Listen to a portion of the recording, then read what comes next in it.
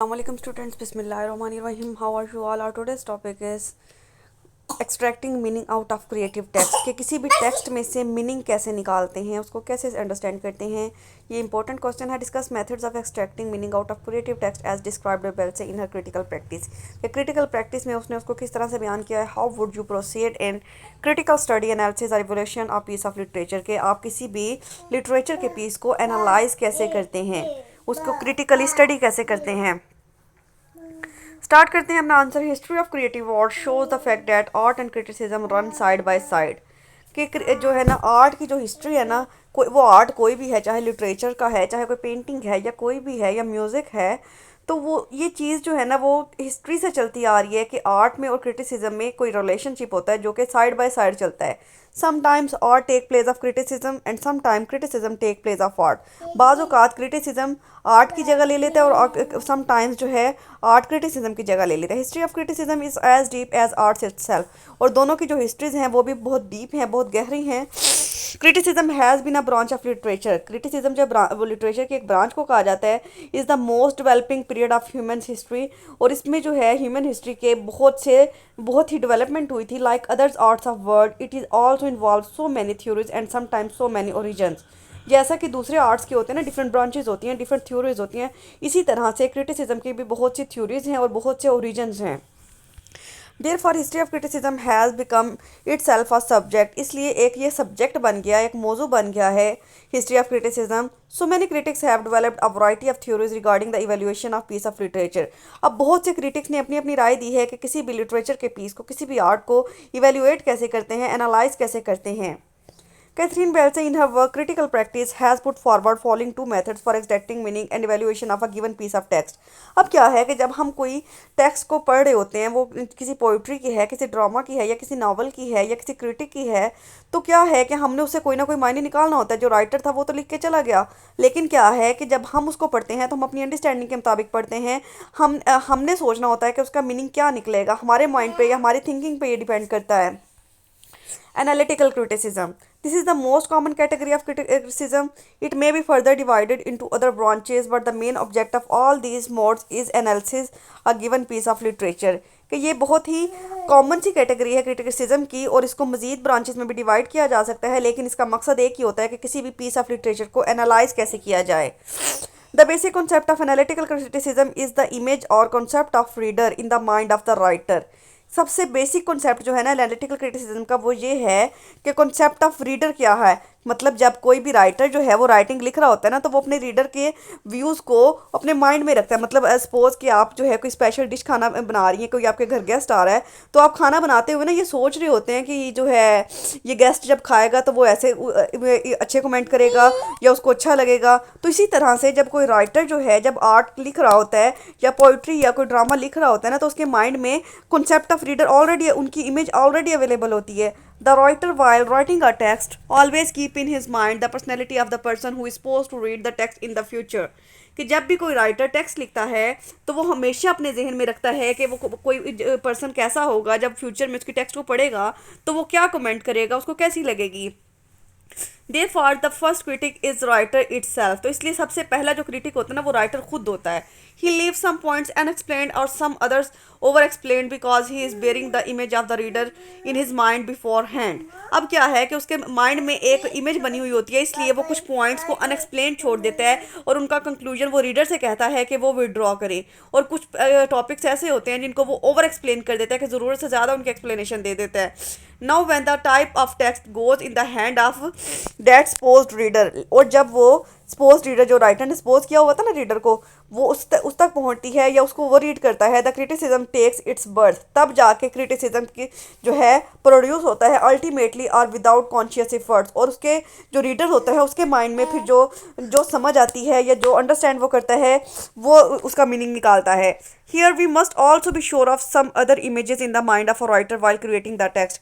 इसके अलावा कुछ और भी इमेजेस होती हैं जब कोई राइटर जो है टेक्स्ट लिख रहा होता है। For example the image of society, the fact concepts he is going to present and the idea or theme of change he is supposed to bring in social behavior of the reader. इसके अलावा वो society की image को भी देखता है और वो जिस ज़माने में लिख रहा है या जो बात कर रहा है, जो उसका टॉपिक है उसको भी देखता है, उसके थीम को भी देखता है और ये भी देखता है कि ज़माने के चेंज होने के साथ साथ सोशल बिहेवियर में क्या तब्दीलियाँ आएंगी और रीडर जो है वो उसका पॉइंट ऑफ व्यू कितना चेंज हो जाएगा. All these images together give a kind of realism to that text of a writer. अब ये तमाम इमेजेस जो होती हैं ना वो एक राइटर की टेक्स्ट को एक रियलिज्म प्रोवाइड करती हैं. In this way to analyse the text means to see it in the context of the psychology of the reader and writer. तो इसलिए किसी भी टेक्स्ट को एनालिसिस करने के लिए रीडर की और राइटर की साइकोलॉजी जो होती है ना वो मेन चीज़ होती है कि उनकी थिंकिंग पावर, उनका ब्रेन जो है क्या सोचता है, कैसे सोचता है, ये मेन मैटर करता है. And in the perspective of social norms या फिर जो वहाँ के सोशल इश्यूज या सोशल रोल होता है ना वो भी इसमें उसका भी वाइटल रोल होता है इसके अंदर. इन this type of criticism the information about writers personal life, his activities and theme presented in his other books help a common reader to develop some analytical approach about the given piece of text. इसके अलावा जब भी हम कोई text study करते हैं तो हम उसकी राइटर की बायोग्राफी को भी पढ़ते हैं, राइटर के बारे में भी जानने की कोशिश करते हैं, उसकी पर्सनल लाइफ के बारे में, उसकी एक्टिविटीज़ कैसी थी, उसकी जो थी परवरिश कैसी हुई थी, उसने कहाँ पे स्टडी की थी, क्या चीज़ें नहीं की थी, ये चीज़ें भी उस पर भी एक बुक होती है. जब हम उसको स्टडी करते हैं तो उस राइटर के लिए, उस राइटर के टेक्स्ट के लिए हमारा इंटरेस्ट जो है वो ज़्यादा डेवलप हो जाता है. We do not feel any need to pay any attention to the material or facts provided in the words or structure of the text. और बाज़ औक़ात ऐसे होता है कि हम इतनी ज़्यादा तवज्जो नहीं देते उसमें स्ट्रक्चर ऑफ टेक्स्ट पे कि उसने जो टेक्स्ट है ना उसको किस स्ट्रक्चर में लिखा है. मतलब हमारा जो फोकस होता है वो राइटर पे होता है. लेकिन कैथरीन वेल से ये कहती थी कि चलिए टेक्स्ट को जब हम स्टडी करते हैं ना तो हमें उसके स्टाइल पे, उसकी लैंग्वेज पे ज़्यादा फोकस करना चाहिए बजाय इसके कि हम राइटर पे फोकस करें. और understanding of the text is something like pre existing the creation of text. और हमारी जो टेक्स्ट की अंडरस्टैंडिंग होती है कि हम टेक्स्ट को कैसे समझते हैं ये बिल्कुल क्रिएशन ऑफ टेक्स्ट की तरह होती है कि टेक्स्ट को लिखा कैसे गया था. The ideas presented in the text are mostly ideas we have come across in the practical life. और बाज़ औक़ात ज़्यादातर जो है वो टेक्स्ट में ऐसे आइडियाज़ दिए जाते हैं जो कि हमारी प्रैक्टिकल लाइफ में भी हमें देखने को मिलते हैं इन सम प्रैक्टिकल सोशल सराउंडिंग्स या फिर हमारे आसपास ऐसी चीज़ें हो रही होती हैं. Common sense plays an important role in this type of criticism as it is based on the facts given in the text. इसके अलावा कॉमन सेंस जो होती है वो भी हमारी एक अहम रोल अदा करती है क्रिटिसिज्म में कि हम अपनी कॉमन सेंस से किसी भी चीज़ को समझते हैं या अंडरस्टैंड करते हैं. And experiences undergone the social circumstances या फिर वो हालात जिनसे हम गुजर रहे होते हैं, जिनका सामना कर रहे होते हैं, तो वो भी हमें टेक्स्ट को समझने में ज़्यादा हेल्पफुल रहते हैं. In this type of criticism two types of forces govern. अब इस तरह के क्रिटिसिज्म में दो तरह की फोर्सेस होती हैं. The force of human nature which we can find in nearly all human beings. अब हर इंसान की अपनी ह्यूमन नेचर होती है. तमाम इंसान जो हैं उनका अपना बिहेवियर होता है, अपनी उनकी थिंकिंग पावर होती है. And forces of social circumstances. और दूसरी जो है यानी कुछ चीज़ें ऐसी होती हैं जो कि हमें सोशली प्रेशर की वजह से मजबूर होकर करना पड़ती हैं. जैसे वो हमने ड्रामा हेडा गैबलर किया है ना, तो हेडा गैबलर में क्या था कि उसको वो शादी नहीं करना चाहती थी. वो अपनी लाइफ में बहुत खुश थी लेकिन वो सोशल प्रेशर की वजह से उसको जो थी वो शादी करना पड़ी थी और वो ऐसी ज़िंदगी गुजारने पे मजबूर थी जो वो नहीं गुजारना चाहती थी. Given particular to the individual of that text the basis and the reasons of an analytical approach therefore is the explained is the function of classical realism and common sense in the reading of literary text. तो यही वजह है कि जब भी किसी text को जो है एनालाइज किया जाता है तो उसके कुछ रीजंस होते हैं, कुछ बेसिस होती हैं और उसका फंक्शन जो होता है, उसका काम ये होता है कि वो रीडर्स में या जब रीडर टेक्स्ट को स्टडी कर रहे हो तो उनकी कॉमन सेंस को, उनके रियलिज्म को डेवलप करे. It needs to be explain that if the common sense helps creating the classical realism और the classic realism help developing the common sense. तो हम ये भी कह सकते हैं कि कॉमन सेंस जो है वो क्लासिक रियलिज्म को प्रोड्यूस करता है और क्लासिक रियलिज्म जो है वो कॉमन सेंस को डेवलप करने में हेल्प आउट करता है.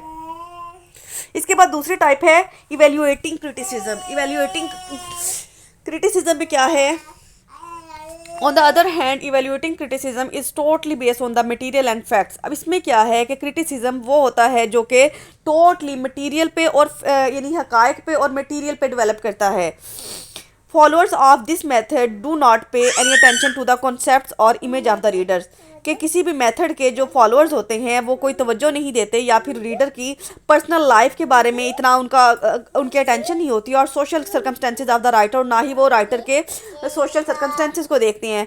दे try to find whatever there is of any importance out of study of the text only. उनका मेन कंसंट्रेशन ये होता है कि ये टेक्स्ट का मकसद क्या है, इस टेक्स्ट की अहमियत क्या है, इस टेक्स्ट का स्टाइल क्या है, इस टेक्स्ट की लैंग्वेज क्या है, इसका स्टाइल, इसमें मेन थीम क्या है। इन their view text itself carries all the essential material of surrounding और intelligibility। उनको ऐसे लगता है कि उनके व्यू में ये होता है कि यानी टेक्स्ट जो है उसके अंदर तमाम नेसेसरी मटेरियल जो हैं वो पाए जाते हैं जो कि किसी इंसान को समझने के लिए या उसको अंडरस्टैंड करने के लिए काफ़ी होते हैं। In their view role of common sense and realism is no importance. अब जो इवेल्युएटिंग क्रिटिसिज्म है ना, उसमें कॉमन सेंस का और रियलिज्म का कोई रोल नहीं होता। For example in Belsey's view common sense itself is a development और generated function of the outer world, it has no particular and specified roots. वो के बेल से खुद कहती है कि यानी कॉमन सेंस जो है ना उसका किसी भी फंक्शन की आउटर वर्ल्ड में को जनरेट करने में उसका कोई रोल नहीं होता, ये सिर्फ इसकी अपनी स्पेसिफाइड है, ये पर्टिकुलर है ख़ास तौर पे। Some of the so the way of modern critics is based on the structure and language of the text. इसलिए जो मॉडर्न क्रिटिक्स है ना वो इवेल्युएटिंग क्रिटिसिज्म को जो है इंपॉर्टेंस देते हैं और वो इस बात को मानते हैं कि स्ट्रक्चर और लैंग्वेज ऑफ टेक्स्ट जो है वो ज़्यादा अहमियत रखते हैं। They do not care about the psychology of the writer और सोशल सराउंडिंग। वो कहते हैं कि रीडर्स को राइटर की साइकोलॉजी को और उसके सोशल सराउंडिंग्स को जो है उनकी इतनी परवाह नहीं करनी चाहिए। According to them possibility of the meaning great lies in the given text. वो कहते हैं कि यानी किसी भी टेक्स्ट की जो मीनिंग होते हैं ना वो उसी टेक्स्ट के अंदर ऑलरेडी अवेलेबल होते हैं, जिसको अंडरस्टैंड करना या सर्च आउट करना वो रीडर की जिम्मेदारी होती है। In the way the problem of critic is not sorry in the way the problem of critic is not to find the meaning or intelligibility। अब वो कहते हैं कि ये जो है ना किसी क्रिटिक का मसला नहीं होता, ये क्रिटिक का इशू नहीं होता कि वो मीनिंग को निकाले या इंटेलिजिबिलिटी को निकाले इन the text. He aims at discovering the contribution of unconsciousness of the process of creation. उसका मकसद ये होता है, किसी भी क्रिटिक का मकसद ये होता है कि वो उसके प्रोसेस ऑफ क्रिएशन को जो है देखे कि यदि इसको प्रोड्यूस क्यों किया गया था, इसका क्या मकसद था, ये राइटर ये जो वर्क ऑफ आर्ट है ये किन बेसिस पे जो है लिखी गई है। In his views the text is written in process of creation, कि टेक्स्ट जो है ना प्रोसेस ऑफ क्रिएशन में लिखी जाती है। And there lies some gaps and silences in the words and sentences. और कुछ जो है उसके कुछ पार्ट्स ऐसे होते हैं जिनमें कुछ गैप्स होते हैं, कुछ साइलेंसेस होते हैं, वो खामोशी को रीडर्स ने समझना होता है, उसका मतलब जो है वो रीडर्स ने निकालना होता है। In this way the function of a critic is to find out those gaps and lapses. तो ये क्रिटिक का फंक्शन होता है कि वो उस साइलेंस से या फिर उस गैप से कुछ मतलब डेवलप करे। This is termed as construction of a text. इसको जो है कंस्ट्रक्शन ऑफ अ टेक्स्ट भी कहते हैं। Construction that results in the deconstruction of already written intelligible text, के मतलब जो पहले से लिखी हुई टेक्स्ट है उसमें से कुछ मीनिंग्स डेवलप करना जो है वो कंस्ट्रक्शन कहलाता है। This is the mode of evaluating criticism. Evaluation there is not the evaluation of psychology of writer, के इवेल्युएशन जो है ये आपने याद रखना है कि वो साइकोलॉजी ऑफ राइटर के बारे में नहीं होती, but the evaluation of the given facts of the text, बल्कि जो टेक्स्ट के अंदर हकाइक पाए जाते हैं, जो रूल्स पाए जाते हैं, जो रियलिटीज पाई जाती हैं उनको अंडरस्टैंड करने के बारे में होती है। Therefore, for the followers of this type, criticism meaning do not lie out of the text in any form। इसीलिए बहुत से फॉलोअर जो है ना क्रिटिसिज्म के वो कहते हैं कि किसी भी फॉर्म की जो टेक्स्ट है ना उसमें मीनिंग नहीं पाए जाते। Whatever intelligible points are that lie in the text. लेकिन कुछ पॉइंट्स ऐसे होते हैं कि जो वो रीडर्स को टेक्स्ट को अंडरस्टैंड करने में हेल्प करते हैं। There is no possibility of interchangeability in the writer and the reader of the critic.